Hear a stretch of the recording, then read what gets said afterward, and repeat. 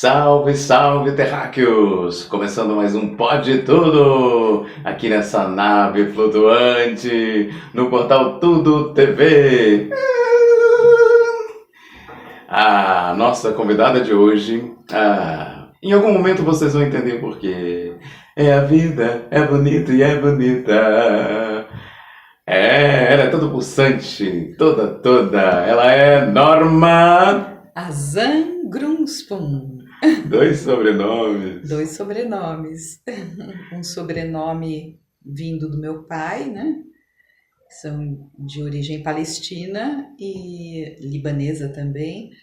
E do lado do meu marido, Grunspun, que são judeus da Europa Central, né? E rumenos, um pouco da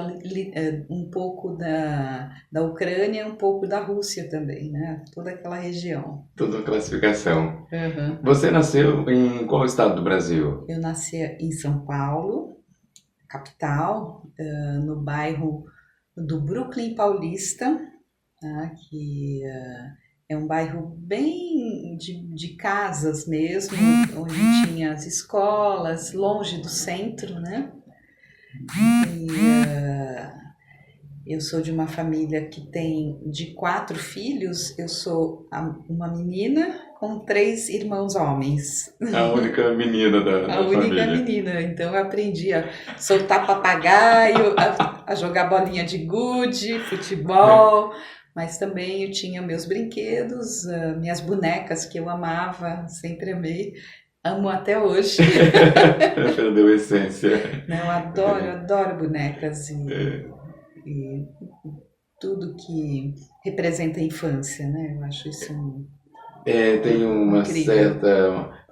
certa magia, né? Uma inocência, né? É bonito. É. E naquele tempo era muito comum, então, brincar-se na rua, Sim, livre. muito livre. Minha mãe mandava meu irmão comprar pão, ele ia e comprava as bengalas, que a gente comprava as bengalas, ele comprava 4 e voltava com 3, né? Como assim? Pronto, foi as duas. Comia no caminho. Quentinha.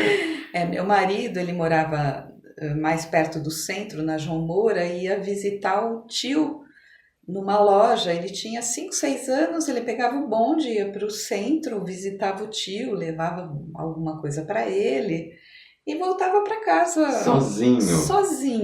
sozinho. De E bonde. muito bem. Nossa, impressionante, né? Nos dias de hoje é impressionante. A Parece gente cena não de... pode pôr o pé na calçada. Não, e você contando, a gente vai vendo a imagem, né? Parece que tá dentro de um filme. Parecia que vocês, Incrível. naquele tempo, viviam-se dentro de um filme. Era muito gostoso essa sensação de ir e vir com liberdade, né? Mas, e aí, assim, era um bairro bem residencial. Onde eu morava era bem residencial, então a gente tinha escola, tinha padaria, tinha os mercados, mas tudo que a gente precisava de fato fazer diferente, a gente tinha que ir para o centro da cidade. Daí veio a cidade, essa Aí expressão. a gente chamava ir na cidade, porque os bairros eram afastados, né? E era muito incrível, porque minha mãe se arrumava, né? Às vezes colocava peruca, né? Era a época da peruca. Eram perucas coloridas, Não, eram perucas assim, curtas, lisas, né? aquelas armadas. E era questão. Era um evento, né? Era uma época que se usava peruca, né? Então era até divertido, Acabou né? fazendo um evento para sair de casa. Isso, era um evento. A gente pegava ônibus, não era táxi, assim, não precisava do táxi, assim. Ou meu pai levava, né? Tinha um mapping no centro da cidade. Que era O famoso mapping, em frente ao Teatro Municipal. Exatamente. E aí, de quebra, provavelmente você já atravessava e já ia no Teatro Municipal. Tinha essas ruas José Paulino, a 25 de Março. Então, essas ruas, e cada necessidade que ela tinha, por exemplo, uma panela era um lugar específico. Ah, A então roupa era cada outro. loja era uma coisa Cada específica. bairro, Não era essa né? coisa misturada como tem hoje em dia. Não. Hoje, nossa, assim, no meu bairro tem tudo que eu posso imaginar, né?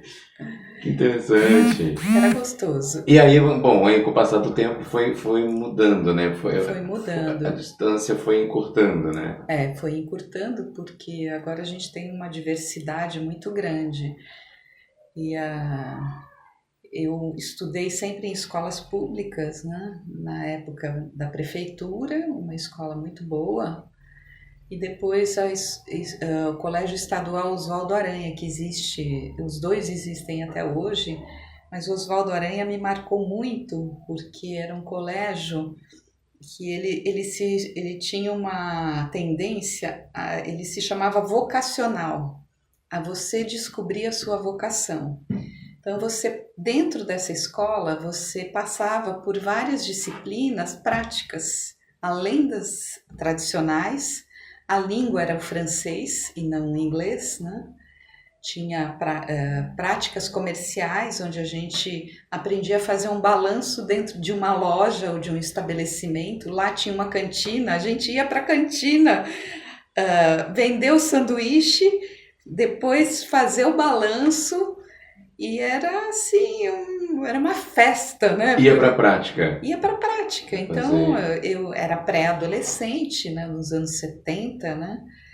Eu tinha 12, 14 anos, até 14, 15 anos, e era assim, era gostoso, a gente queria ir para a escola. Porque além de não ficava só dentro da sala de aula, né? Não. Saía para poder E o praticar. que era incrível, que a gente tinha vivenciar. aulas de teatro. E a Cláudia Alencar, ela foi uma diretora de teatro que ela montou Peter Pan, a peça, com a escola inteira. Então, a gente tinha, não sei se hoje ainda tem, um teatro dentro da escola que cabia 200 pessoas, Uau. assim, e um palco grande. Então, ela revezava as turmas de cada fragmento. Então, foi uma experiência fantástica que eu trago até hoje, né? Ela ficava só um maestro. Exatamente. Orquestrando. Na aula de teatro a gente ensaiava e aí ela juntava todas as partes. Imagina para ela montar isso. E uma coisa muito incrível que a gente tinha, além das artes, a gente tinha práticas industriais, que você pegava madeira, serrava.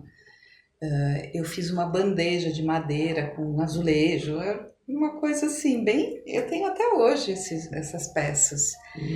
Eu fiz estilogravura na aula de artes, peguei da disciplina das artes industriais, aí, nossa, assim, coisas memoráveis. Mas era muito diverso, né, essa escola? Muito. Eles tinham uma cozinha e a gente fazia também aulas de educação doméstica, meninos e meninas, não era... Aí homem não pode nem pensar. Nada, era por igual, e você avaliava o seu colega, como é que ele estava se desempenhando dentro da cozinha, que nem nesses programas de hoje. Sim. Que você vê que... Já se tinha esse modelo nessa escola. Tinha esse modelo. E era só nessa escola, Oswaldo... Colégio Estadual Oswaldo Aranha. A gente também tinha aula de música com flauta. Eu aprendi na escola a ler pauta musical. Uau! Então você imagina assim, a formação que isso deu. É uma efervescência de atividades, de coisas. E por que não consigo compreender por que outras escolas não tomaram como modelo, não deram sequência, né? Então, eu soube que o Guilherme Arantes estudou nessa escola também antes de mim.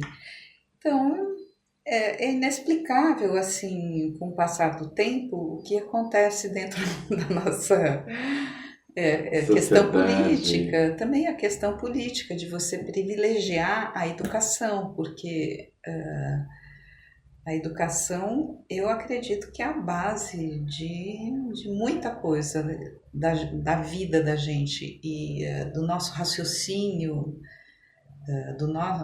até da nossa afetividade, né? Porque você aprende a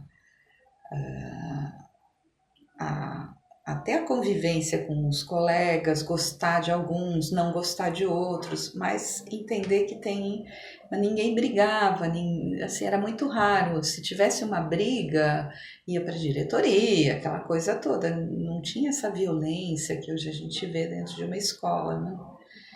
Então era muito. E eu tenho um grupo de WhatsApp dessa turma. Nossa! E a gente se encontra até hoje. Uma turma raiz, né? É muito legal. Olha. Porque assim, a gente morava naquele bairro. Essa escola ela fica em qual bairro? Fica na Avenida Portugal. Fica no Brooklyn, mas aquela região acho que é Campo Belo, não sei. Na Zona Sul de São Paulo. Na Zona Sul, perto da Avenida Santa Nossa, Amaro. então essa escola ela trouxe assim um horizonte, né, com vários portais para vocês entrar. Muitos.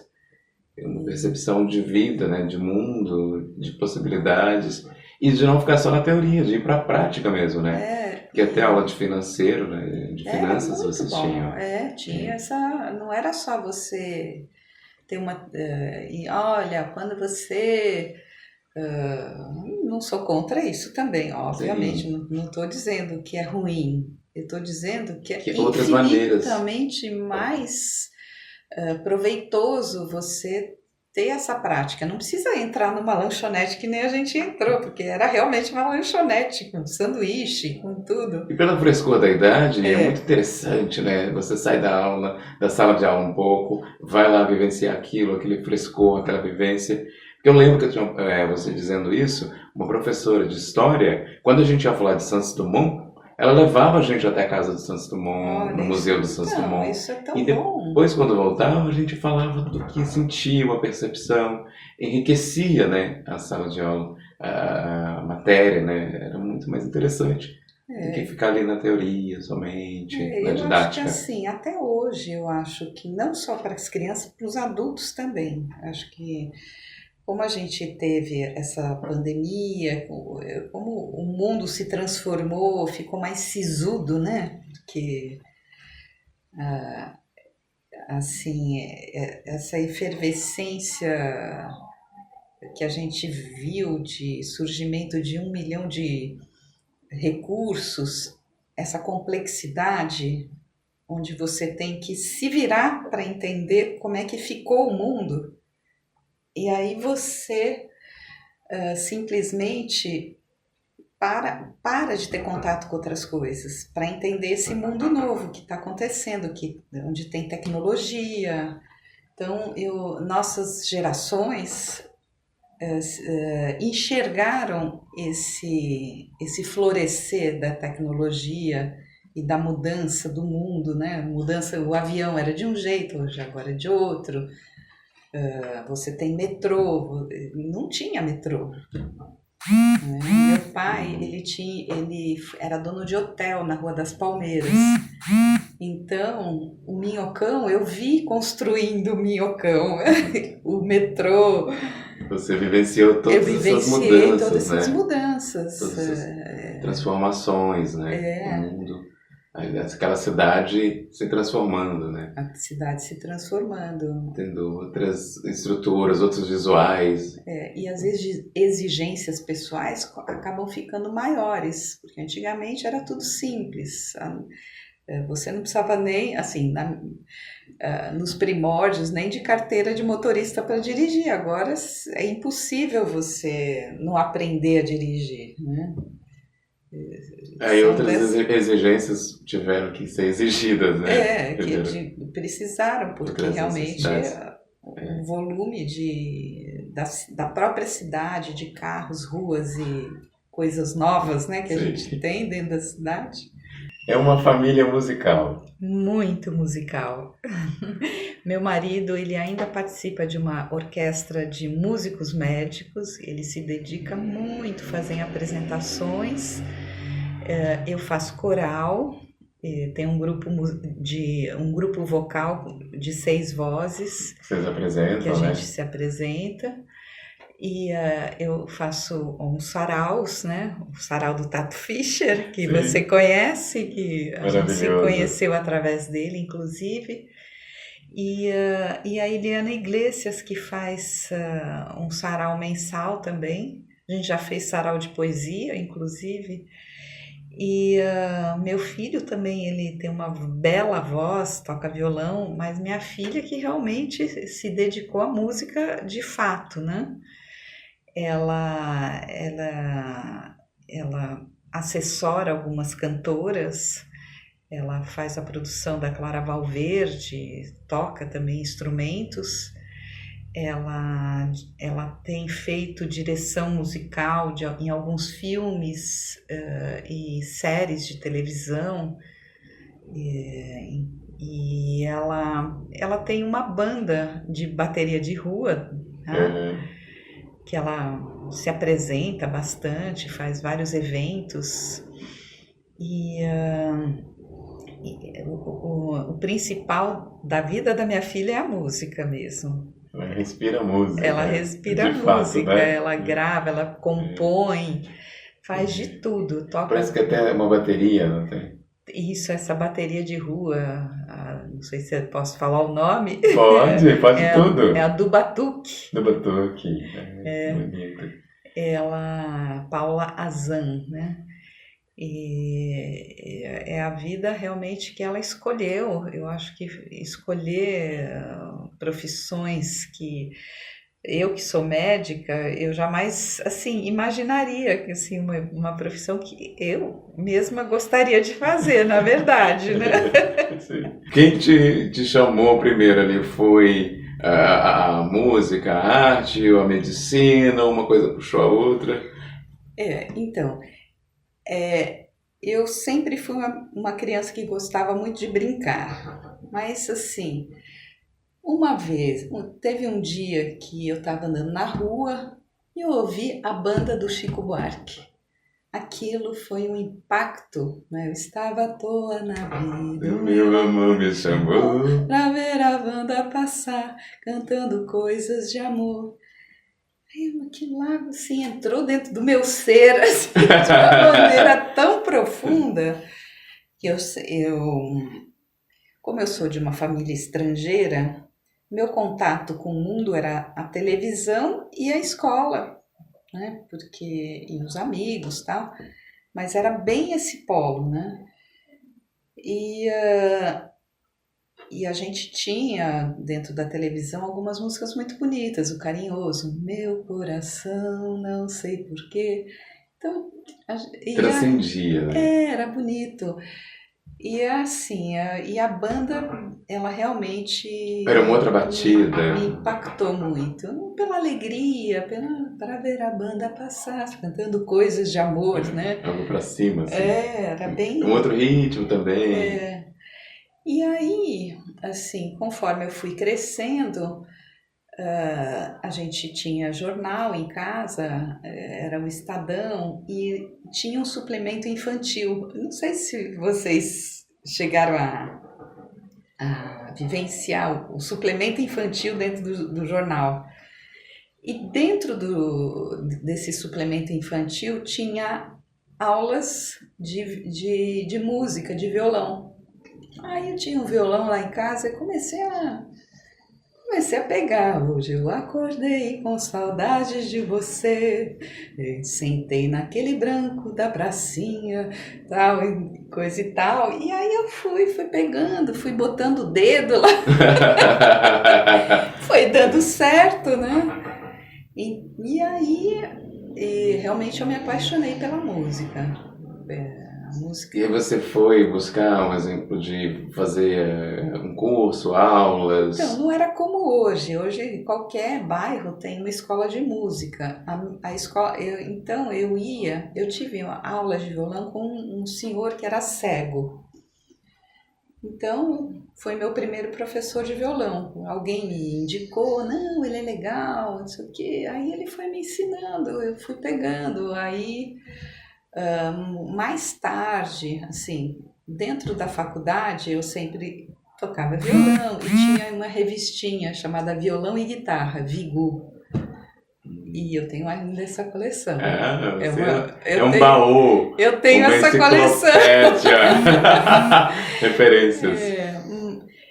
Bom, hoje em dia é muito fácil, porque você entra na Cifra Clube, muda a tonalidade da música e você consegue, mas eu não, eu tive que aprender a mudar a tonalidade, então A ler a partitura. a ler partitura. Apesar de que, assim, o violão mais popular, ele raramente tem uma partitura, mas eu cheguei a fazer um pouquinho de música erudita também no violão.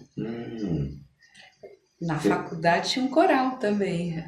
Aí a gente ainda não falou da faculdade. É porque a música, ela tá sempre te puxando, olha que Ela me interessante. puxa bastante, até hoje, né? Então, eu fiz essa escola aí eu fui para o Colégio Bandeirantes. Aí que minha mãe falou, não, vocês têm que entrar na faculdade. Minha mãe achava que eu não ia estudar, não sei por quê. Aí ela me fez fazer corte e costura, e fiz corte e costura completo.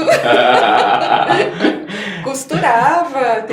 Dava pra ouvir música no rádio, né? Não, mas assim, eu fiz um curso de corte e costura, eu estava no ginásio, fiz roupa para ela, roupa para mim. É muito incrível, assim, eu gosto de costurar, eu acho que é uma atividade, assim, muito incrível, né? E também nada na minha casa fica com buraquinho. Parece como as calças lá em casa, eu vou pedir pra nós. Traz lá em casa. Minha filha, minha nora, descosturou, a senhora pode? Claro que sim, com gosto, porque eu gosto de fazer. E aí, para entrar na faculdade, eu fiz um colégio forte, né?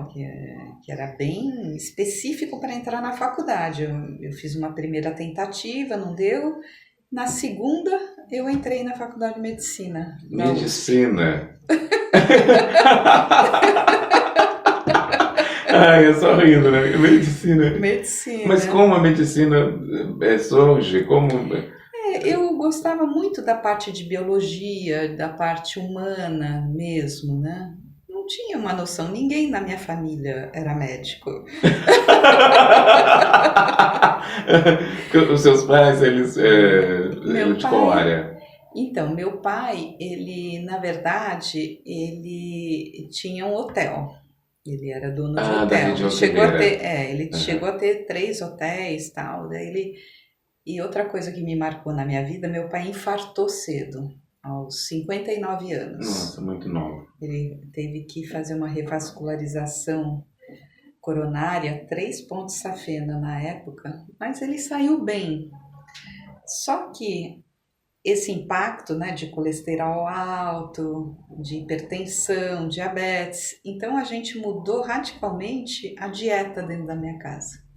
Então, essa experiência tão forte fez com que a gente, para sempre, tirasse a gordura da dieta, né? Creme de leite, tudo que pode fazer mal, né? Então, e eu acho que isso também influenciou nessa decisão de fazer a medicina, né? E a sua mãe já ficava mais em casa, Dona de casa, mas era a dona de casa. Ela era realmente incrível.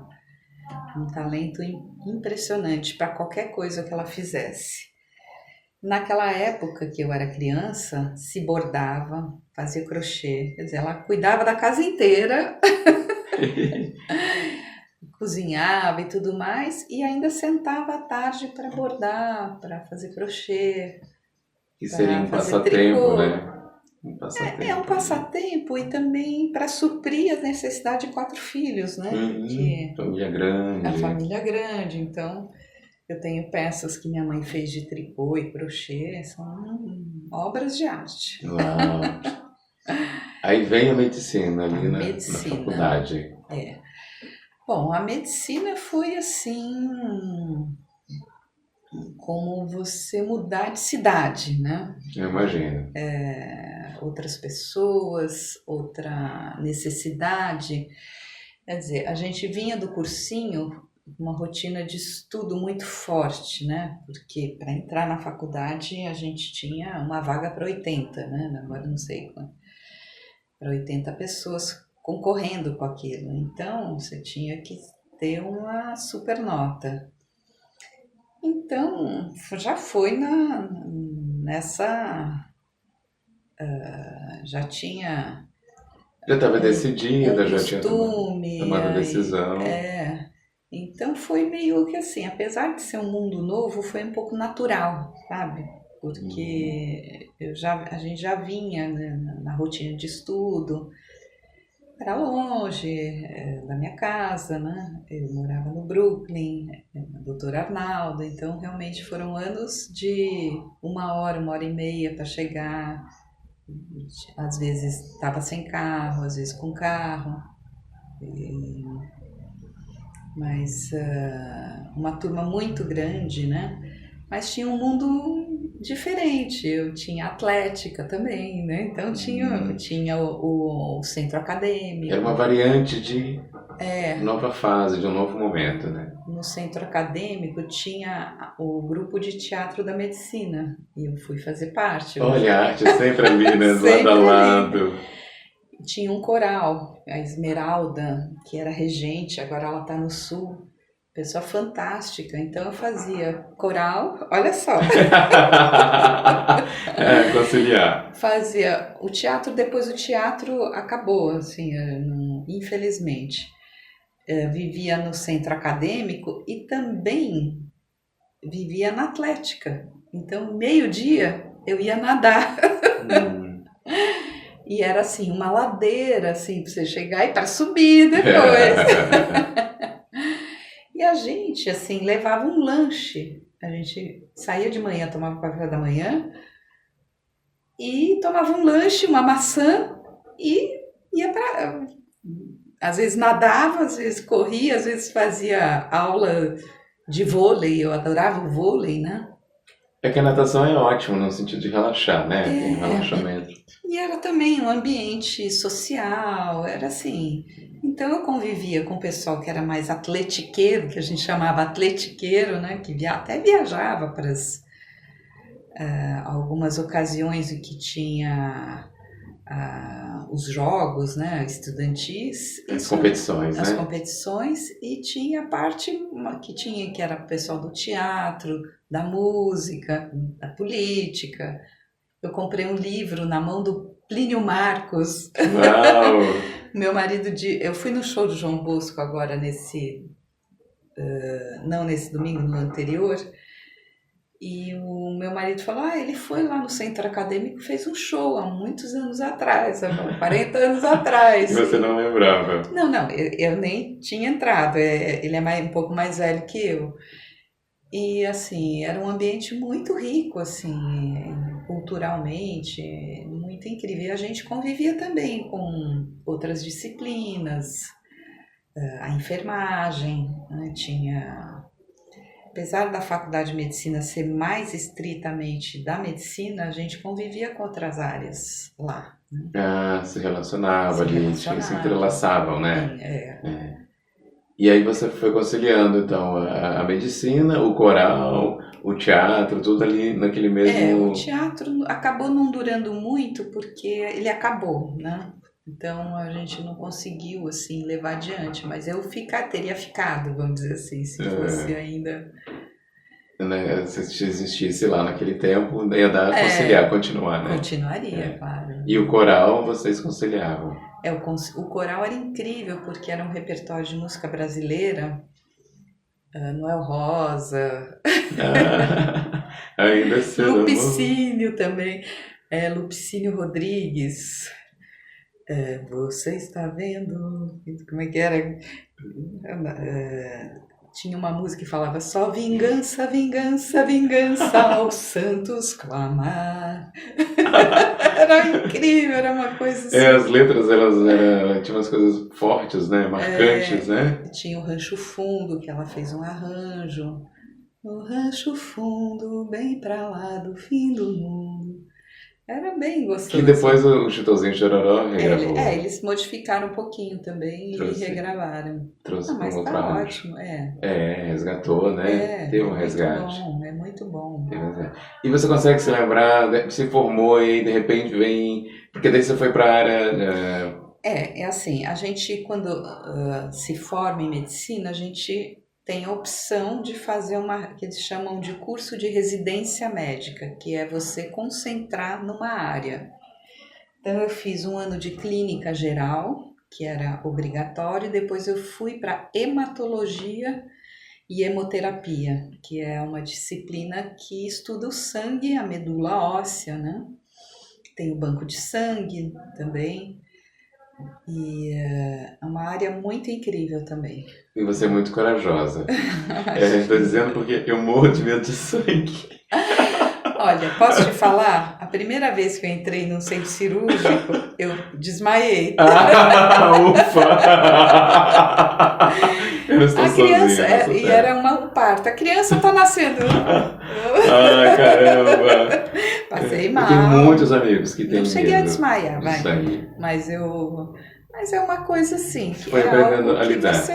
você aprende a lidar, você vai, é uma rotina, né?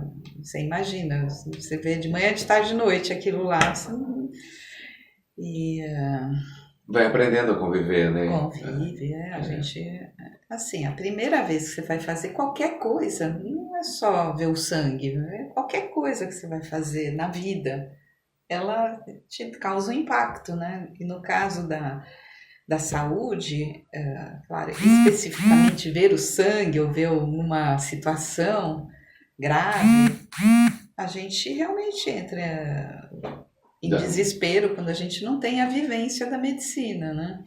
Não são todas as pessoas, obviamente, mas é completamente compreensível essa reação e saudável, né? Ufa!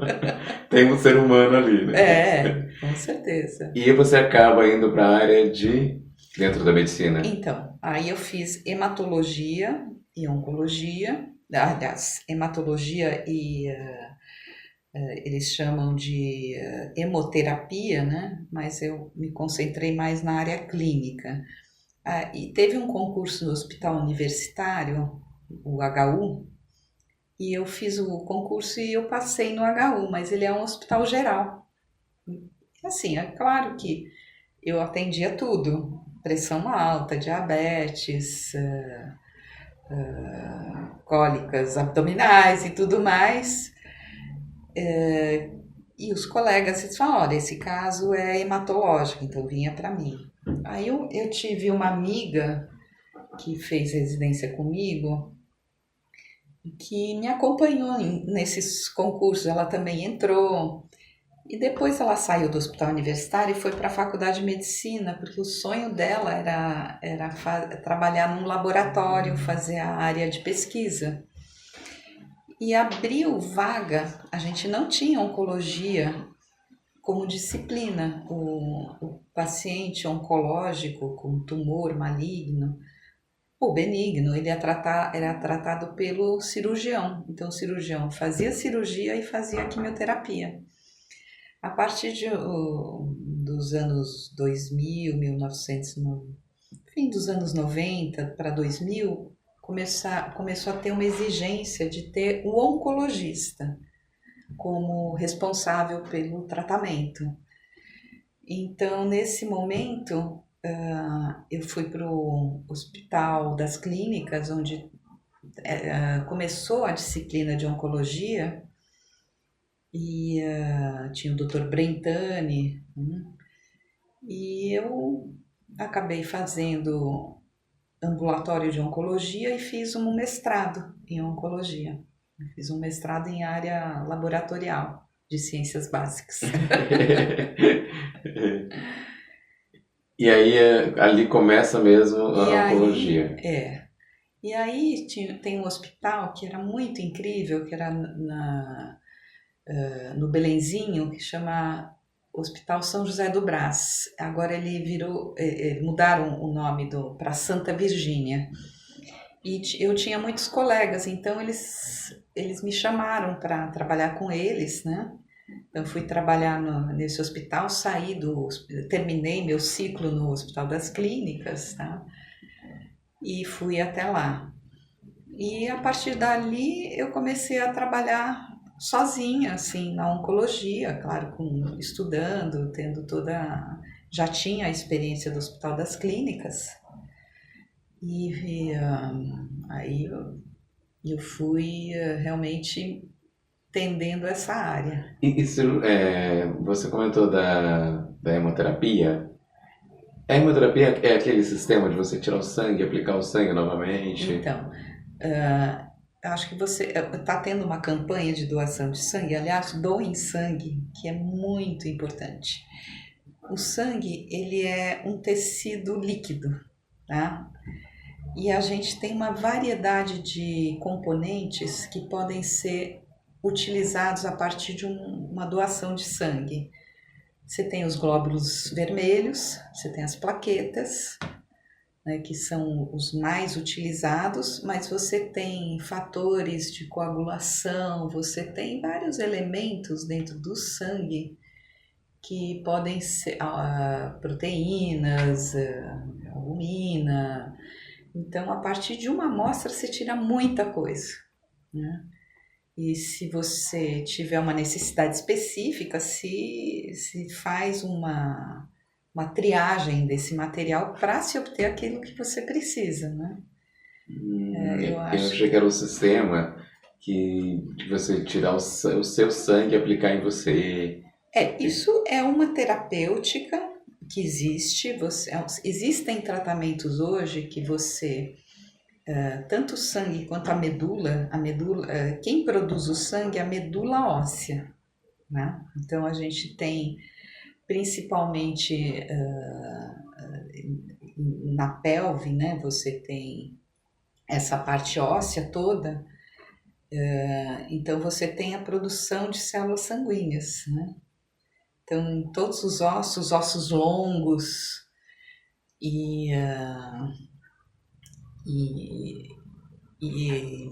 então ele é muito acessível também, ao mesmo tempo que é abundante, ele é acessível. Claro que uma punção já na parte óssea já a gente tem uma técnica toda diferenciada com anestesia e tudo mais. Então a gente pode fazer tratamentos desde o sangue até a medula óssea de você, ou fazer um transplante completo da medula óssea, né? Hoje em dia você pode, uma doença mais grave. Tem esses recursos. Parece que agora tem uma máquina também, não sei se já tem aqui no Brasil, que você entra dentro dessa máquina e ela faz um raio-x. A gente tem vários tipos de aparelhos. E depois eu quero comentar sobre essa evolução Da tecnologia. dessas tecnologias, né? Não, a gente tem diversas, inumeráveis tecnologias que a Se gente tem hoje em dia. Tem coisas que eu nem sei, porque é tanta coisa que a gente... Tem de recursos, né? De possibilidades. Por isso que é complexo a medicina. Hoje ela tem um grau de complexidade muito grande, né?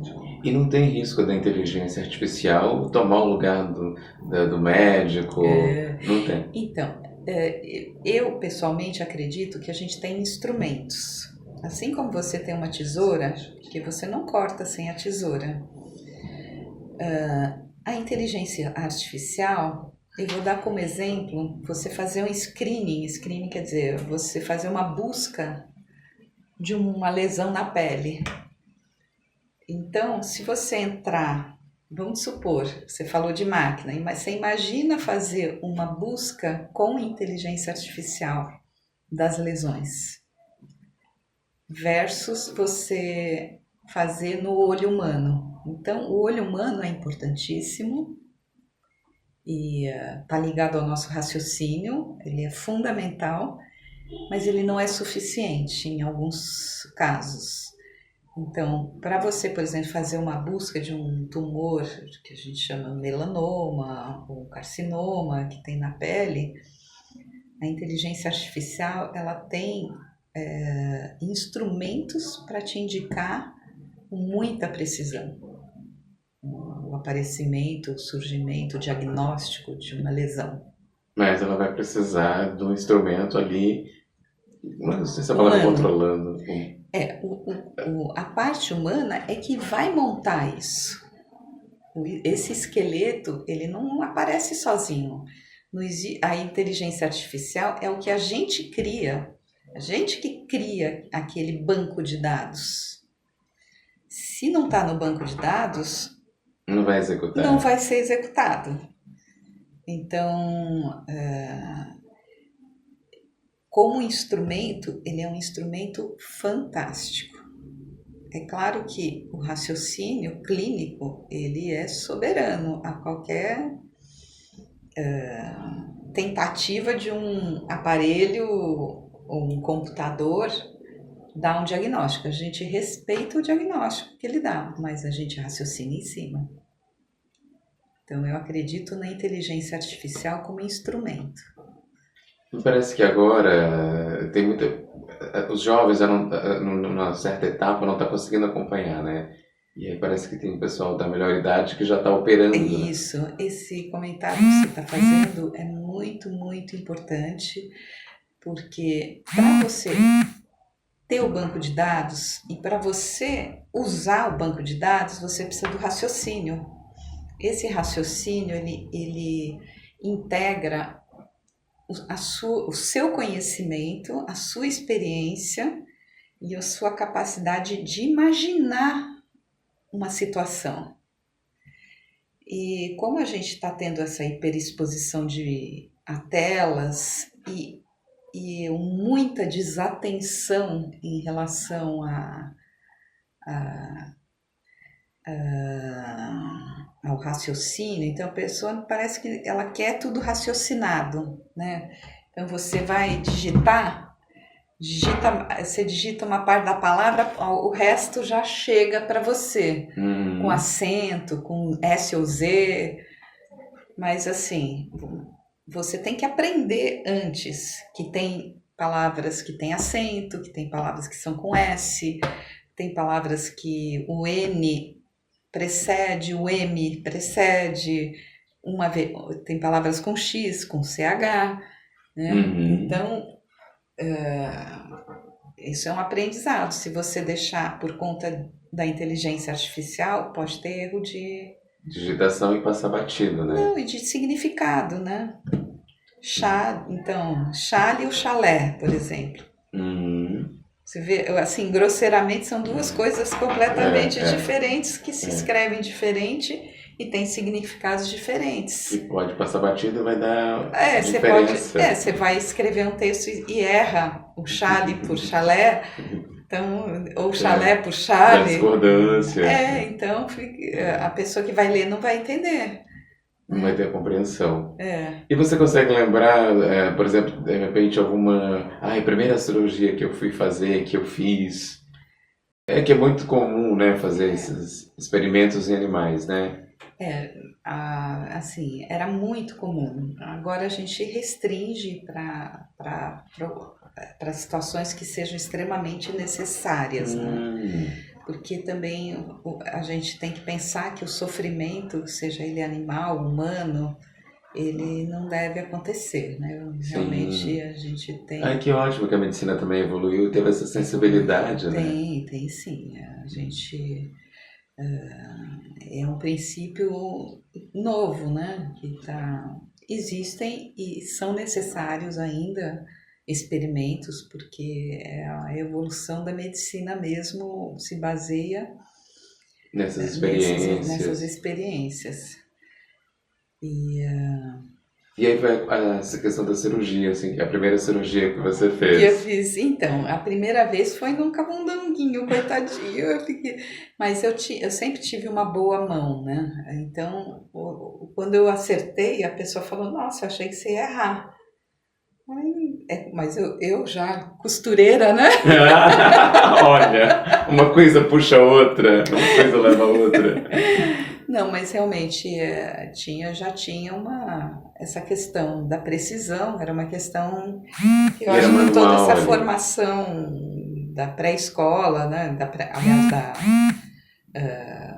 Nesse colégio que eu fiz, então me levou a ter uma precisão refletiva mesmo. Ali, né? Refletiu, lá na frente. E realmente Então foi o primeiro contato. Depois, assim, eu fiz uma liga de cirurgia. Então eu fazia algumas cirurgias pequenas, assim, mas eu não quis continuar na cirurgia. Ah, foi só um período ali. Foi um período, porque assim, como a gente estava no hospital grande, eu queria acompanhar o paciente e aí não tinha esse acompanhamento. Então eu fiquei assim, será que o que eu fiz deu certo?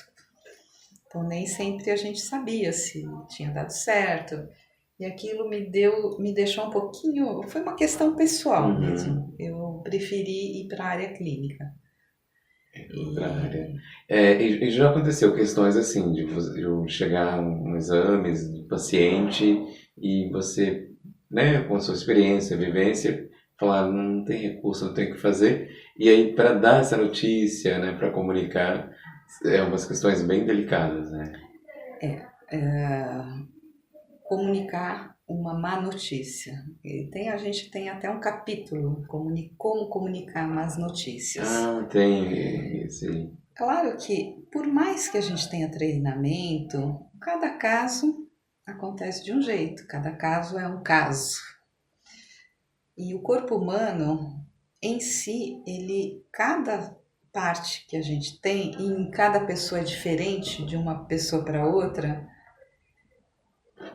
acontece de um jeito diferente. Então, assim, o fato de estar acontecendo, então a gente tem que unir os sintomas, as sensações e ir mostrando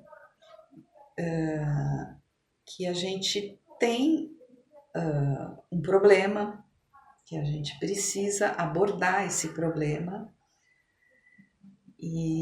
mas não é tão fácil assim. Não é tão fácil humano, assim. né? É humano, não é tão fácil.